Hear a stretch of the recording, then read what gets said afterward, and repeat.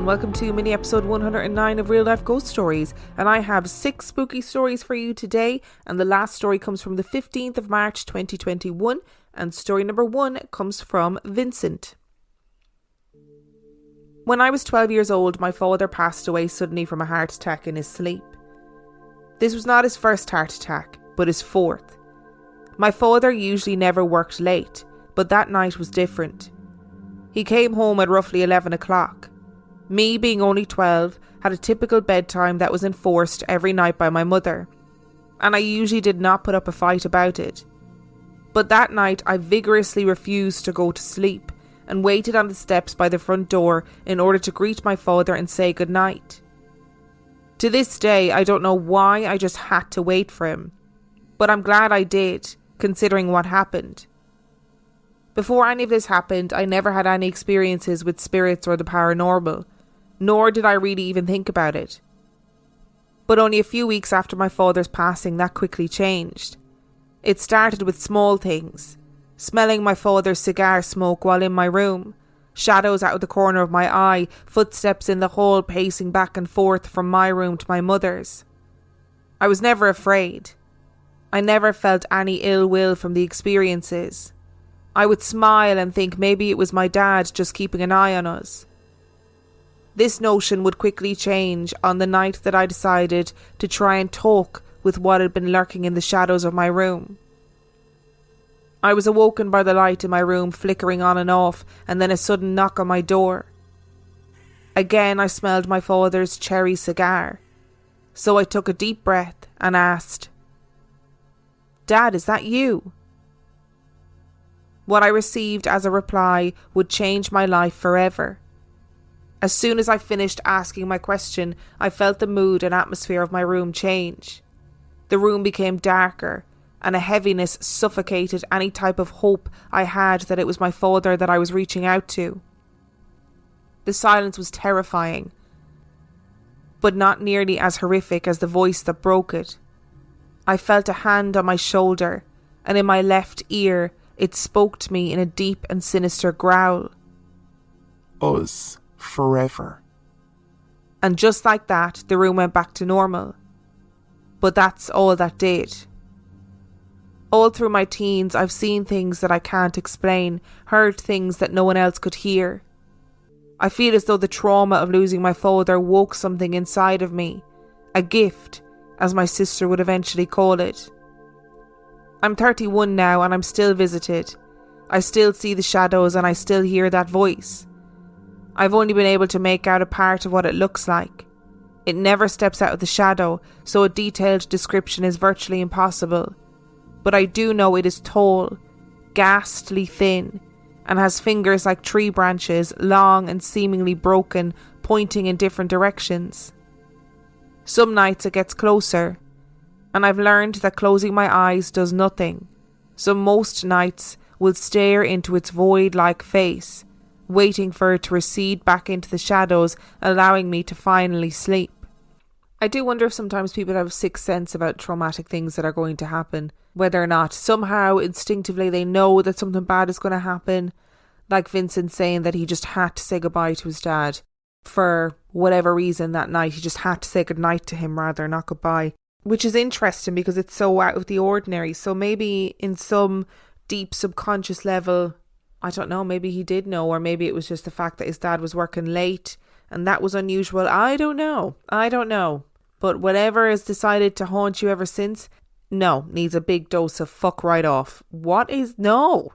I don't want any long, spindly, broken-fingered creature to be keeping me awake at night time. Absolutely no way.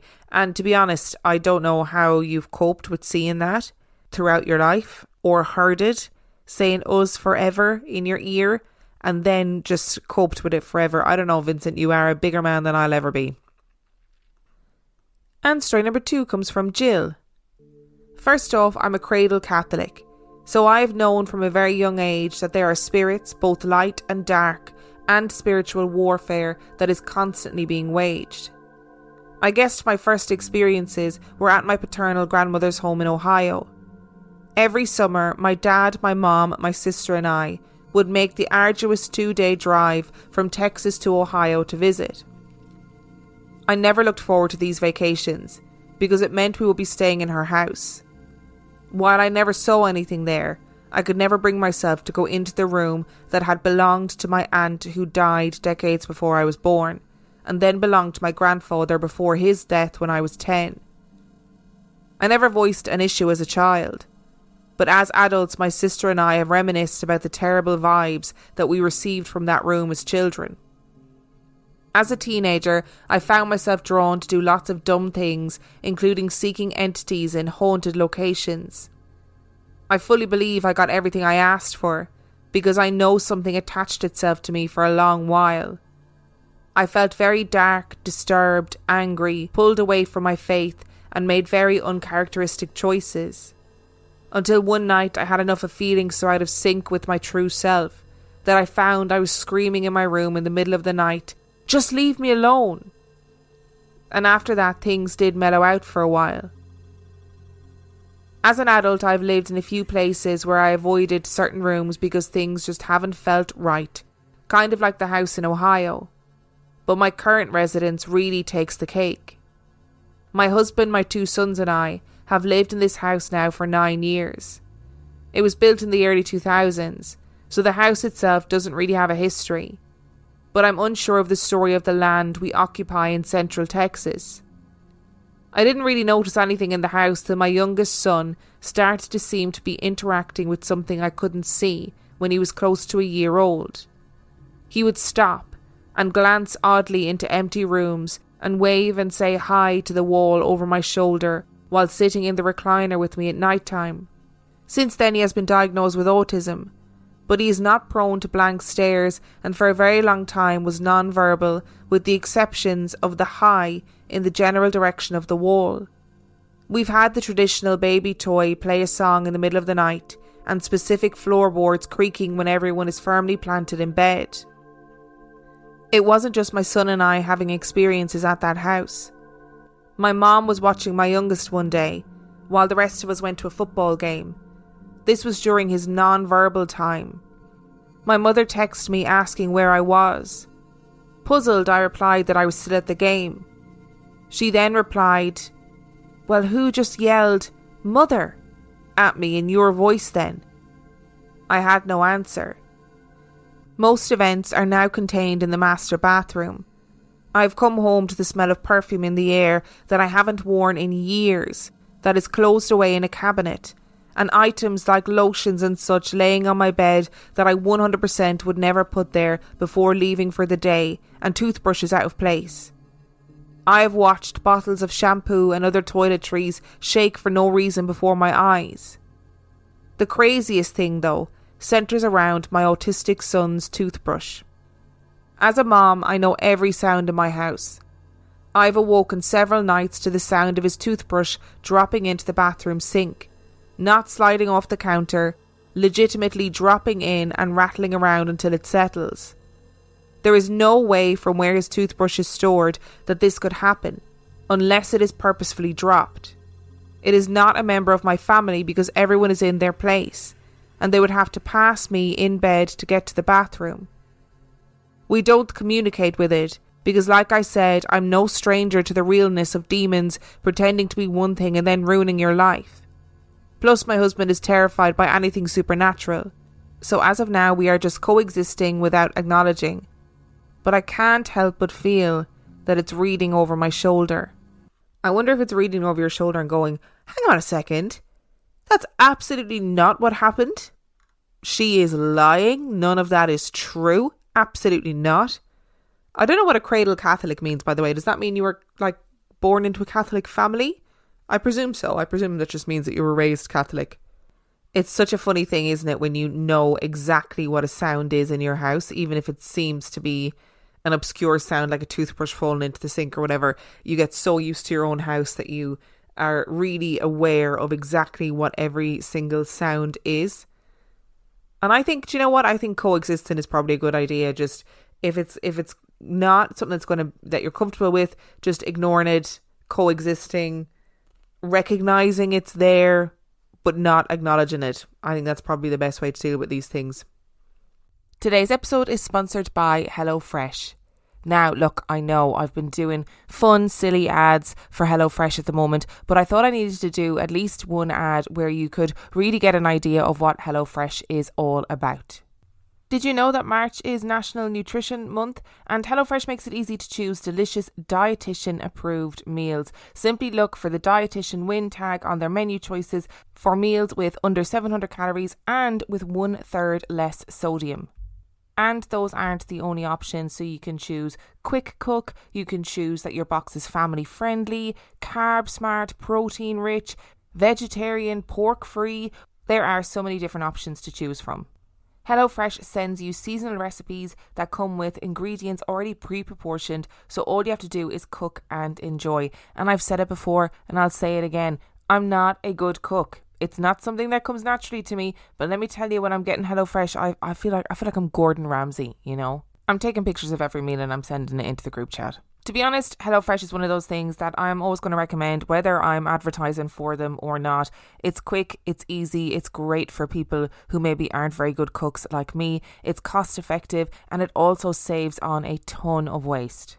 So go to hellofresh.com/Real Life Ghost Stories 60 and use the code Real Life Ghost Stories 60 for 60% off plus free shipping. That's hellofresh.com/Real Life Ghost Stories 60 and use the code Real Life Ghost Stories 60 for 60% off plus free shipping. Today's episode is sponsored by Hers. This time of year, all of the emphasis is always on organising your space. It's always on wellness. It's on spring cleaning. It's on fresh starts. But actually, the most important way to take care of yourself is to take care of your mental health, and you can do so at forhers.com.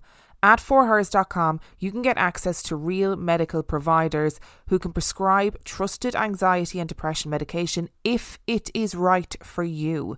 The process is 100% online, including unlimited check-ins, provider messaging and support along the way. Plus, to make things even simpler, you can get your first month of treatment for just $25 if prescribed.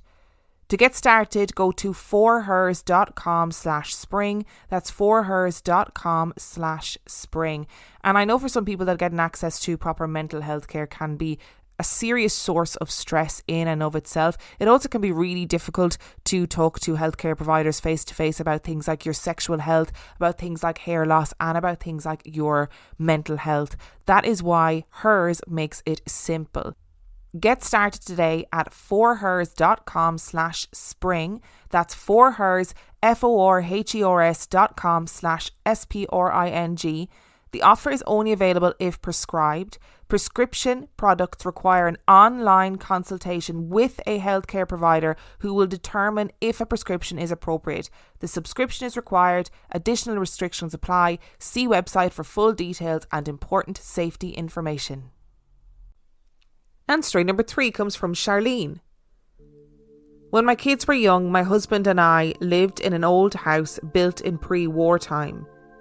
It used to be a boarding house when it was first built, so it had seen a lot of life and a lot of people passing through. From moving in, the house had a heavy feeling to it, something you couldn't quite put your finger on. At first, nothing out of the ordinary happened, and then gradually we began to hear bumps in the front bedroom, like footsteps of someone wearing heavy boots that you could hear walking above your head in the living room. My husband worked nights, so I often had the bed and the house to myself and the kids. But then my eldest son, who was 6 at the time, started asking to come and sleep with me. He said he could see a tall shadow man wearing a hat and big coat and big boots outside his bedroom at night, standing in the doorway. He got up out of bed one night and went to the toilet and came running down to tell me there was a baby wearing just a nappy on the landing at the back of the house by the bathroom, just sitting there, and then it wandered into my 4-year-old's bedroom and disappeared through the door. This seemed strange, as at the time there was only my 6-year-old and my 4-year-old in the house. Things carried on like this for a while, the odd sighting by my son, lots of footsteps, thumping and bumps in the night. Activity then started to increase steadily when my baby boy was born the following year. I would put him down in his cot to sleep and he would be very settled. An hour or two later he would be screaming blue murder. My eldest son, who at this point was still sleeping in bed in the same room, told me the shadow man was looking in his brother's cot and waking the baby up and scaring him. I was so unnerved by this that I asked my sister to come and stay for a few nights, as I didn't want to be alone with the kids in the house at this point. I don't know if I provoked whatever was in the house by doing this, but the following night was one of the scariest I had while living in this house. We had put the kids down to sleep for the night, and they seemed pretty settled, so my sister had decided to watch some TV. After a while, I decided to go and get a quick shower before bed and check on my 3 boys. I went to the bathroom, and after my shower I was stood at the sink, and as I bent to brush my teeth and look into the mirror, I saw a young girl sitting crouched behind me in the corner of the bathroom, looking at me in the mirror. She was about 18, and she had long curly blonde hair, a pale pallor, and a pink long t-shirt. She didn't smile, she didn't speak, she just stared at me in the mirror. I shut my eyes tight, and when I opened them she had gone. I went downstairs feeling a bit shaken and told my sister what had happened. We went back upstairs together to see if we could see her again, but she had gone. Then suddenly we heard a whirring sound like toy remote cars faintly from the front of the house. Our house had a loft conversion where my husband had set up his Scalextrics. It had a huge track with all the accompanying lights and different cars. My sister and I went and stood at the bottom of the staircase and peered up into the darkness of the loft. You could hear the cars whizzing around the tracks, and you could see the red and green lights flashing in the darkness as though someone was playing with it. We looked at each other and took off down the stairs. The kids slept through all of this, thank goodness, but we couldn't make head nor tail of what had happened. We talked it through, and eventually we decided to try and get some sleep, and I went to my room with my eldest son and the baby, and my sister and my middle son were in the other 2 bedrooms. Sometime in the night I heard a huge crash downstairs and woke up with a start. I could hear what sounded like someone loudly crashing and banging pots and saucepans around my kitchen and slamming cupboards really hard. I thought someone had broken in.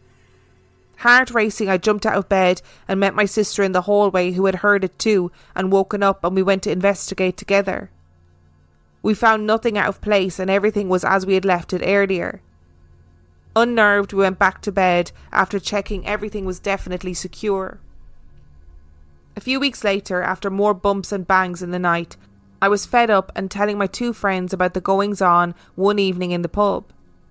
One of my friends was very spiritual and a psychic, the real deal. She never made it common knowledge, but she had had the gift from when she was a child. Being the good friend she is, she offered to come around and see if she could pick up on anything, but only on a night when the children wouldn't be in the house. The following week, I sent my children to sleep at their granny's house for the night, that my husband was off work. He had seen some activity in the house, but it was always calmer when he was in the house for some reason. My friend came round and did a walk around through the house. She said she felt drawn to the loft, so she went up to get a feel for the room. When she came downstairs, she asked where all the mirrors in the loft had come from. I told her that they were there when we moved in, and we just hadn't gotten around to binning them. She told us to get rid of them immediately. She said the mirrors were a portal for spirits good and bad to move through from their realm into ours, and while we had been living in the house, a steady stream of traffic of spirits had been moving through the house and back again. She sensed a baby in the house aged around 2, a young woman and a young man, who she said were non-malevolent, but that there was a darker force in the house that she said had never been human, that knew of me and my family. We promptly got rid of the mirrors, and I rang our local church for our parish priest to come around and bless the house a few weeks later. The activity still continued while we lived there, but not as much as that awful night and in the lead up to it. Just a flash of movement out of the corner of your eye, some footsteps occasionally, and that feeling of being watched at times. I was not sorry to see the back of that house when we moved out, and thankfully we have not had any activity in our new home, so I am hopeful nothing followed us there. My eldest son is 18 now, and he still talks about his old bedroom and what he saw sometimes at night. He says he will never forget the horrible man in the boots in his bedroom doorway just watching him. Charlene, I'm so glad that your sister was there to witness some of that. Like, I'm not glad you went through it, and I'm not glad your sister went through it, but I'm glad that your sister was there and was able to say, I heard that too, I saw that too, you're not alone with this one, you're not going mad, because that is so super important. Just, I think, for your own psyche and your own well-being, to be able to say, okay, this isn't just me, somebody else has seen this, somebody else is experiencing this. Stories like this where a psychic claims that a mirror or whatever is being used as a portal from another realm makes me think of all of the beings that are coming through as sort of like being in a train station, just waiting for a portal to come along that they can slip through. Or they slip through it by accident and they're like, where am I? And you're suddenly in some alive person's house, making their life a living hell. Such a weird thought. And story number 4 comes from Cheney. Last night, I had one of those dreams where you think you're awake because you're dreaming you're in your bedroom. I dreamt there was a shadow figure in the corner next to my dresser across from my side of the bed. The fear in my dream woke me, as I am a super light sleeper, and I swear I saw the same shadow figure next to my bed. I blinked and it was gone. So I convinced myself it was part of the dream and it wasn't real. Then today, my family and I arrived home after running an errand, and my husband told me to take our things inside and he would get the kids. I walked into the house to see every cabinet and drawer in the kitchen was open. I turned right back around and closed the door, leaving my purse and everything else inside. I got back in the truck, told my husband, "We are moving. Let's leave." And I whispered to myself, "It's happening." As I sat there shaking on the verge of tears, my husband started giggling. I asked him, "Did you do that?" And he continued laughing while saying, "I'm so sorry, baby. And yes, this is the exact reaction I was expecting. Nothing is happening. I'm sorry." Let me tell you, that man would be divorced. Honestly, I'm so glad that I've never been at the receiving end of a prank like that, because I would make an absolute knob of myself. Like, honestly, I'd be so embarrassed by the way I would behave, I would imagine. And story number 5 comes from Anonymous. In some circles, I'm known as a hedge witch. A hedge witch can briefly be described as someone who can walk the line between the spirit world and our world, hence citing the word hedge, since a hedge would be placed at the edge of a property, symbolising the fence between our world and the spirit world. Since I follow a Norse path, I sometimes practice a form of trance work called utiseta, which means sitting out.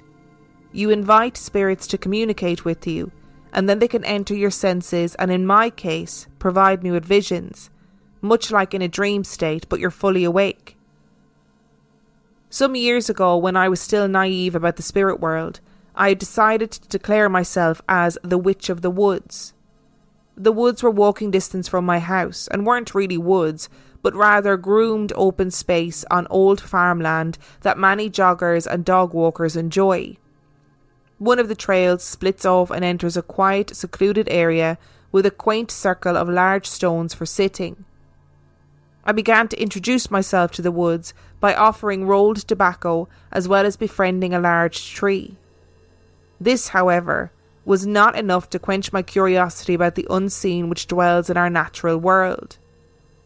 One night I decided to really go for it and walked out to the circle of rocks and hurled Scandinavian herding calls out into the darkness at the top of my lungs.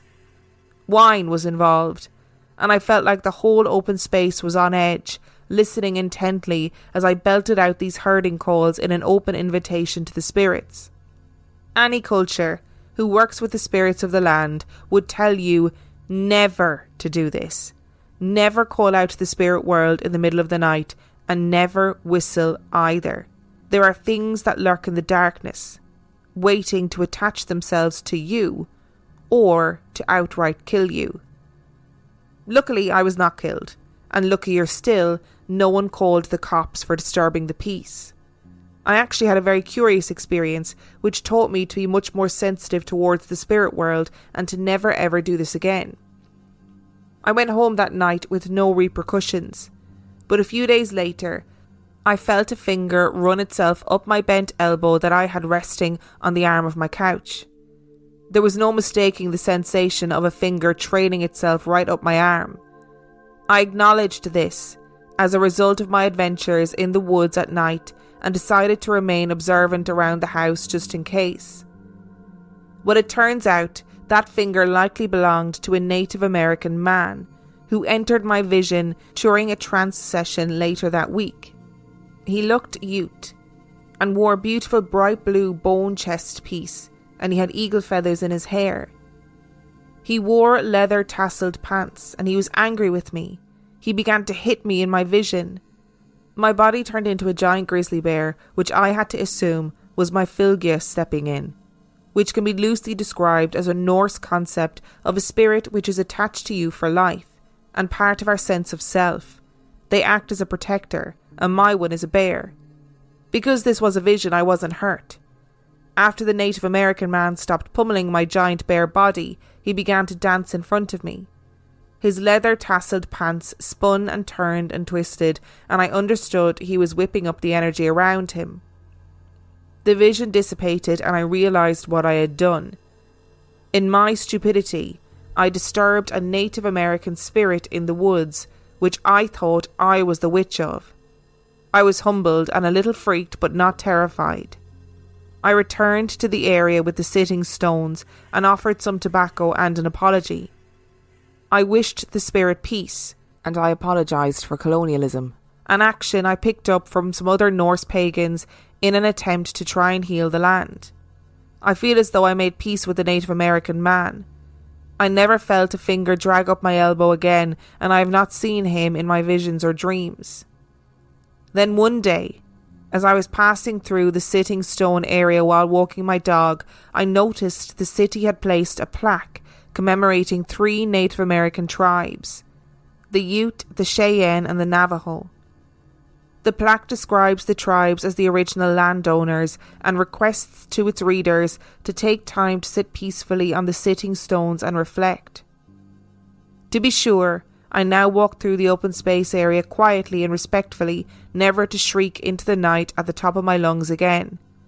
And I repeat, my friends, never call out with an open invitation to the unseen world which dwells alongside us, especially at night.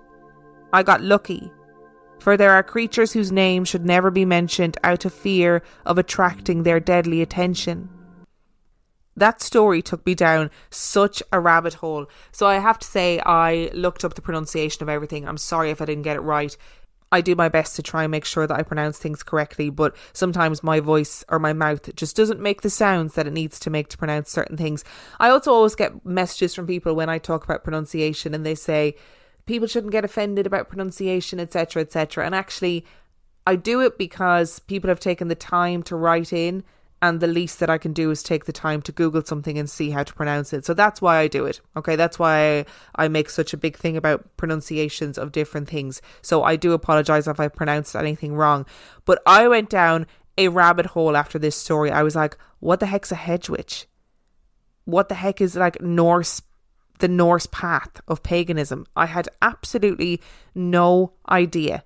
And I guess that it makes sense that when you're just discovering like who you are within this certain context, that you would go out into the woods at night and like claim it as your own and shriek into the night naively, not realising that that probably wasn't the best thing to do. I'm sure you are not the first witch to have done that and will not be the last. But it is also amazing that the spirit world then went, no, you do not do this because it is a bad idea and these are the reasons why. I like that has piqued so many interests for me. I now want to learn everything about hedge witches and everything about Norse paganism. And story number 6 comes from Anonymous. A few years ago, my husband and I flew from South Africa to New Zealand to visit his friends of 20 or so years. Despite asking him if we could stay in a hotel for at least a few days, we ended up spending most of the trip staying at the friend's house to save money and to also spend some time with them. The first night there was okay, as I took sleeping pills to help with the jet lag, helping me sleep soundly. As the rest of our time there progressed, I noticed they were having some really bad marital problems, and their toddler son was also a bit of a terror, hitting me in the face and just being awful. dropkick much? The guy would always talk down to his wife with a sneer on his face and always took my husband on drives to get away, leaving me with the wife and drop-kickable kid. I ended up feeling like a babysitter most of the time. The first night without sleeping tablets was so scary. I liked to get a full night's sleep, so went to bed alone. We were given the main bedroom, which had a cupboard recessed into the wall right opposite the foot of the bed. The cupboard door never opened, but as I was falling asleep, I felt a presence come towards me from the cupboard, and I felt ever so gently a little tug on the bed covers, as if someone had put a hand on the end of the bed or sat down lightly. It scared the daylights out of me, but I just lay there waiting for it to go away. I can't remember if it went away eventually. Maybe I fell asleep. After that, the entity visited every night, and I begged my husband to go to bed at the same time as me, but he didn't. The only time during our 16-day trip that I slept properly was when we drove a few hours to another city and slept in a different friend's house, and the difference was amazing.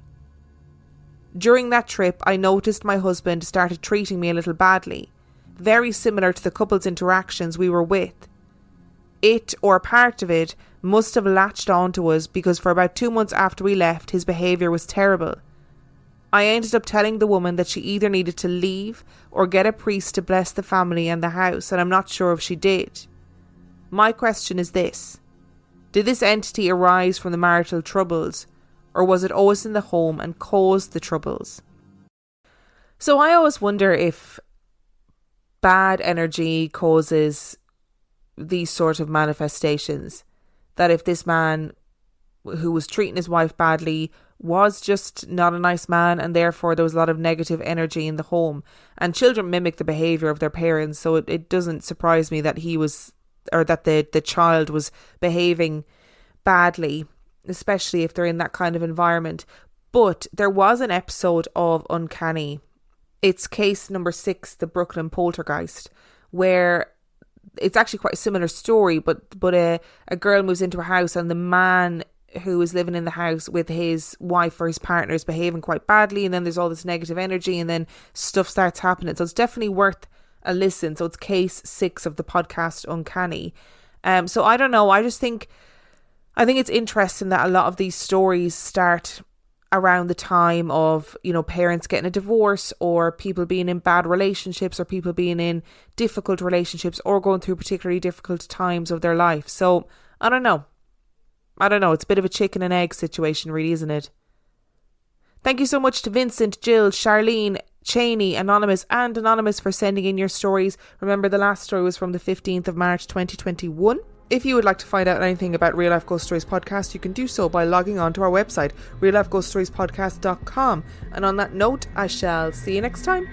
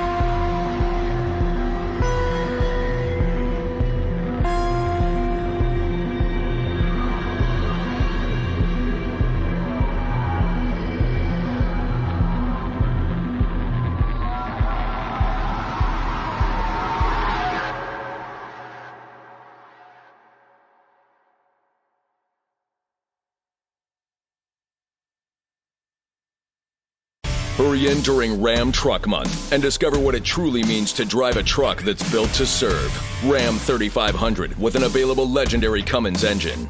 Ram TRX, the most horsepower of any gas pickup ever built. And Ram 1500, ranked number 1 in driver appeal among large light-duty pickups in 2022. That's 3 years in a row by J.D. Power. Hurry in during Ram Truck Month. For JD Power 2022 U.S. award information, visit jdpower.com/awards.